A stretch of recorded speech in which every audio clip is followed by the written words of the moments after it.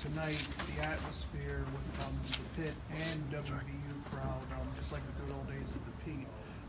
Did the momentum of the zoo, with as many people as there were, carry you through and get you guys to cut the West Virginia lead within four points, 4 points in the second half, in the middle of the second half?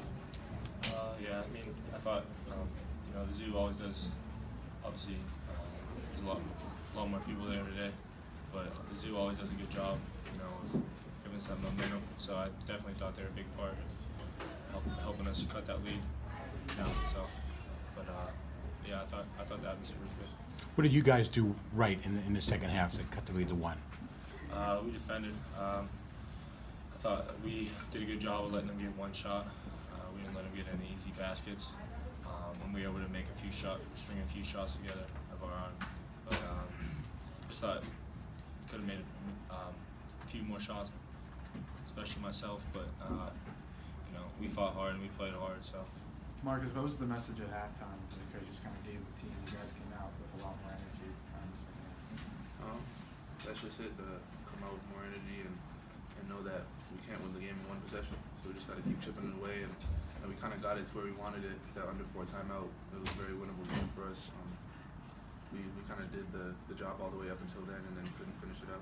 Over the past couple of weeks here, after the High Point game, after the Mount St. Mary's game, you all told us that the way you all practice, the way that you all don't typically turn it over, even in simulated press situations, is a much better than you would show in those games. How much closer were you all to that kind of practice, to how you guys fare in practice tonight than you were in those 2 other games?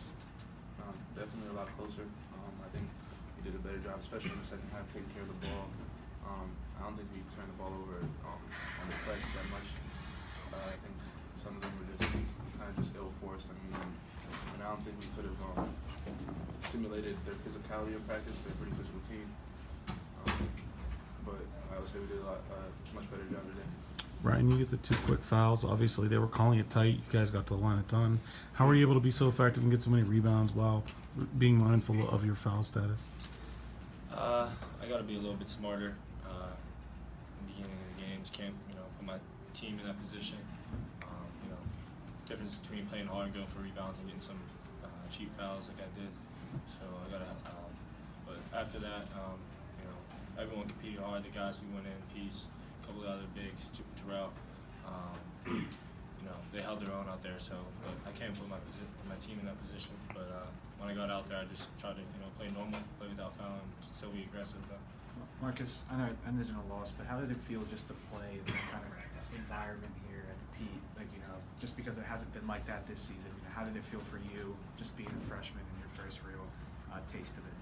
I kind of live for games like this. I'm really excited. As you can see in my demeanor on the court, these are kind of the games I really live for while I play basketball. But I would hope that this game showing the fans that we can play basketball at a high level, and I hope that they will come out to support us in the rest of the games this season, no matter who we're playing. Because I think tonight we showed a big step in progress in our team, and I think it also showed that with their support, their support makes a difference in the game. So hopefully that helps.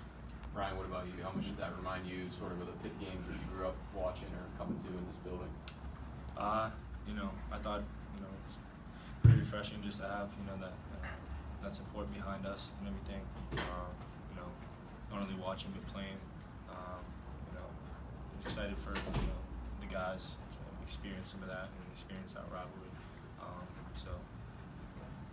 But For either guy, I mean, it's a rivalry for the universities, but none of the guys on these 2 teams have ever played against each other before. Did the fact that it was a big crowd and kind of 50-50 sort of help, I guess, build the atmosphere for a rivalry game that maybe wouldn't have developed otherwise, just given the guys that are on the floor?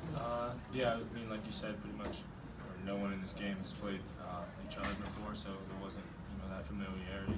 But thought the atmosphere is great. Obviously, we knew they were going to have a lot of people there just because they're right down the road.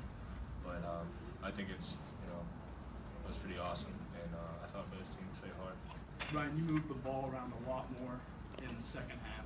was, and a lot of that was due to you being at the top, running the offense. Do you like being up there more, or would you rather be down low? That was just to relieve some of their pressure.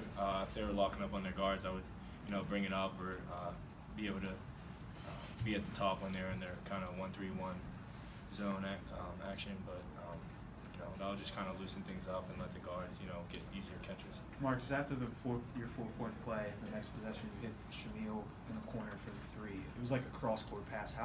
Was that developing throughout the game, like where you kind of saw him getting open, or was that just a split decision that you made at that point? It was a little bit of both. My teammates were telling me they're kind of going off and on between that 1-3-1 zone, so they were just saying whenever they get into that zone, in the first half I was kind of doing a good job of attacking, and I was getting to the free throw line, and they were just letting me know that when I was attacking it, that the guys were sinking in on me, and they would be open for shots. So in the second half, I knew they would probably sink in and probably try to do a better job of not trying to foul me. So I knew that I had to look for my teammates. And That's how you found Shamil.